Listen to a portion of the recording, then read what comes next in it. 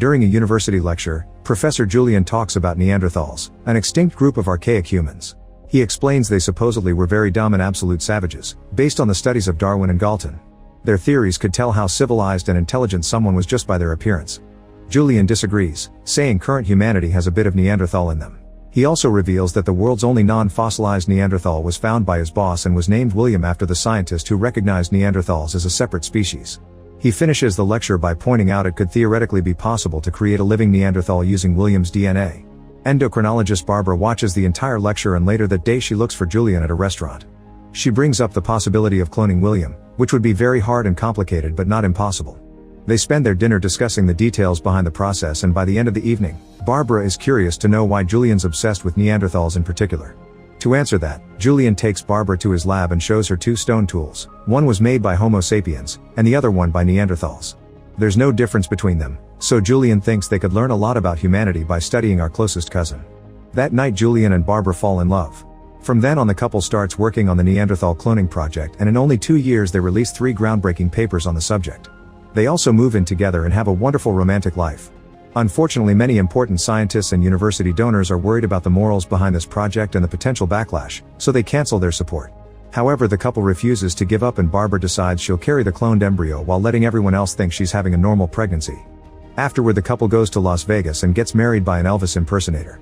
A few months later, Barbara gives birth in the hospital. The nurses share a disgusted look before handing the baby to the happy mother. The couple isn't bothered by the child's ugly appearance, and Julian even kisses the boy's forehead. Sometime later, Julian drops by the university to drop some paperwork explaining what he and his wife did.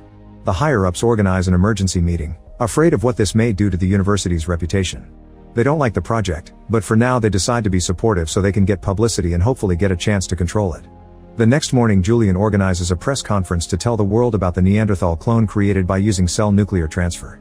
A reporter asks about the morality of it, so Julian shows them a cute clip of the baby and asks how something so beautiful could be immoral.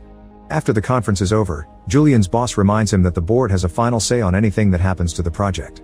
Many years later, the baby is now a young man called William. Barbara drives him to the forest and they say goodbye to each other before William leaves for his dad's house. He looks around for a while before reaching the balcony with a great view of the river. 2 tourists pass by on a boat, and when they see William's ugly face, they start rowing faster. William goes back inside and finds the ancient stone tool on one of the shelves. Suddenly he's startled by a noise, but it's only his new tutor Sarah. She explains Julian is at work and William can't help feeling awkward around a stranger. That night Julian joins them for dinner and Sarah notices William eats a lot, so Julian explains that William's metabolism is different and requires more calories than the average person. After dinner, Julian tells William he's proud of him for following his dreams. The next day Sarah helps William with his studies and shares she's still working on finishing her dissertation. William is very good at math, but English is a bit hard for him because he doesn't like metaphors, which he sees as lies. Meanwhile, in the university, Julian tells his class about his project. When it all started, they had protesters complaining every day since they saw cloning as immoral and a sin against God. However, William grew up as a normal kid under the loving care of Julian and Barbara, so the protesters stopped showing up. The news stopped talking about him too, since they didn't have any interesting clickbait about savage cavemen. Theories say that Homo sapiens drove Neanderthals to extinction with superior intellect, but after years of studying his son, Julian doesn't agree with that theory anymore. William started to talk earlier than most children and developed faster. He also showed equal or even greater intelligence than his peers. One day William got sick and no medicine was working on him, but just being his mother helped him get better. It turns out his immune system is very robust and adapts fast, which promises incredible medical applications. After his class is over, Julian remembers the day he and Barbara broke up. William had been growing up inside a lab, but Barbara wanted him to be free and have a normal life. However, Julian kept seeing William as an experiment and reminded Barbara that he wasn't really her son. That comment really hurt Barbara, so she finally left Julian for good. Afterward, she got permission from the university board to leave with William. They moved to a new house and William was excited to have his own room. Barbara got a job at the clinic but would still do research part-time, and Julian would visit them often.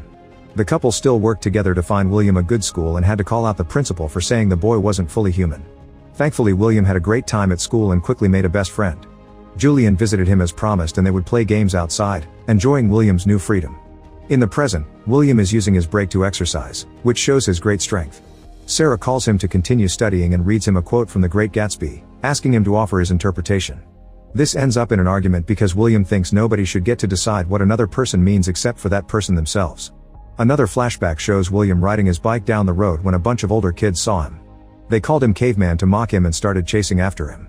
At first it looked like William would get away, but he accidentally crashed his bike against the bridge and had to continue on foot. When the other boys tried to grab him, William pushed 2 of them to the ground and hurt the hand of the third. Later at the police station, the kid's mother kept saying William was dangerous and wanted him locked up, but the cop just kicked everyone out because he couldn't act on just some children having a fight. When they went home, Barbara told William to walk away whenever someone mocked him to avoid trouble. Then William searched his name on the internet and found all the articles about his birth, not to mention the protests. Reading about Neanderthals showed that everyone believed them to be savages. Eventually Barbara started dating a new man and Julian stopped staying for dinner during his visits. He also stopped running the routine tests on William and made his assistant do it instead, which made Barbara mad. Years later when William started high school, he made some good friends even though he couldn't always understand their jokes. During their last school year, William and his 2 friends decided to go on a trip together and share their thoughts about applying to college. While they were having fun, they came across 2 hippies, who joined the boys around the fire and shared their mushrooms. When they realized who William was, they called him cool and beautiful. The woman asked him if he ever wanted to go back to his own time, and William said yes. She encouraged him to go there while his friend threw up because of the nasty things he ate. At school William helped his crush Judy with the incoming play and even agreed to be one of the actors. The night of the show, William played Judy's love interest and got his first kiss as part of the story. However, when he tried to kiss Judy again behind the curtain, she turned him down. The play was a success but William was heartbroken because it never meant anything to Judy. Sometime later William's teacher called Barbara and Julian to explain that their son was smart, but he wasn't good with standardized tests because the way he thought didn't match any recognizable model. He would need extensive tutoring to redo his college applications, and Julian freaked out when he realized Barbara had withdrawn the applications his son already sent. Barbara explained William got a part-time job at a hardware store to keep him busy after graduation, but Julian wanted him to be more than that. An argument ensued and the teacher had to remind them this had to be William's decision. Meanwhile, William was saying goodbye to his friends who were leaving for college soon. That night his parents explained the situation to him. Julian asked him to come live with him to get tutoring lessons, but that would also mean getting experimented on again. Barbara was against that, however William was desperate for a normal life and took his father's offer. In the present Julian checks on William's latest practice test and gets angry because it's still not enough, blaming Sarah for it. She points out William has made great progress and William says it isn't her fault, only for Julian to throw the test papers in his face and leave the house. As William starts to cry, Sarah swears his scores are really good and takes him on a walk through the forest. She shares that her parents were also very strict with her when she was younger and for a long time she hated them for deciding her future without asking her, but now she can't complain about the great education she got. In return William admits he loves singing and shares the song from his school play. This ends up with William and Sarah kissing and getting dirty. They return to the house in the evening and Julian scolds them both for losing time instead of studying. That night William can't stop staring at the stone tool, wondering if he'll ever be more than this. Sometime later Sarah takes William to a school so he can take his tests again. All the pencils he tries to use keep on breaking, so he sees this as a sign and gives up, leaving the room without finishing the test. Then he goes to the store to get a drink and 2 girls laugh at him, so the clerk insults them for being rude. After a long walk, William goes to the university to see Godwin, the woman who found the Neanderthal remains. She takes him to her lab to see the body, which is being kept in a special cage for conservation. William can't stop staring at the body from every angle and even thinks the guy may be smiling. Godwin explains they don't know how he died because there are no wounds or signs of illness.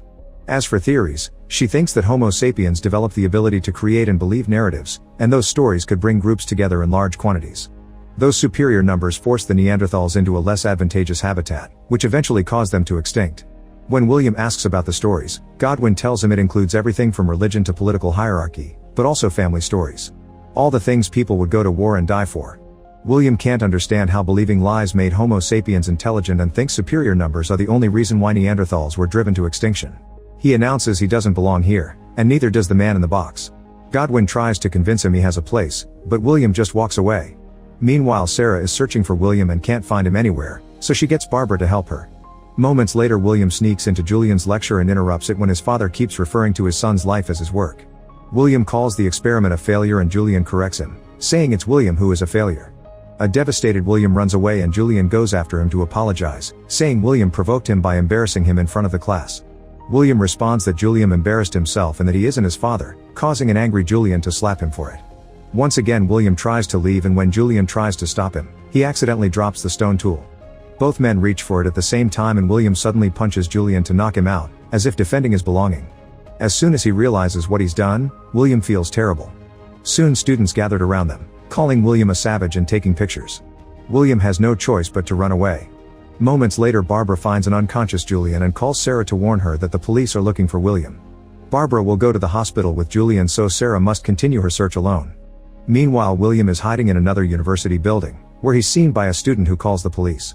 When William tries to leave, he finds a bunch of cops waiting for him with their guns out. Sarah also arrives and calls out his name, but an officer holds her back. Remembering the bridge incident, William walks ahead and gets shot down in seconds, meeting his death. Some months later, Sarah visits the spot where Godwin found the Neanderthal. She brings a baby with her, implying it's William's child. Make sure to subscribe and turn on notifications so you can watch more videos like this. Thanks for watching.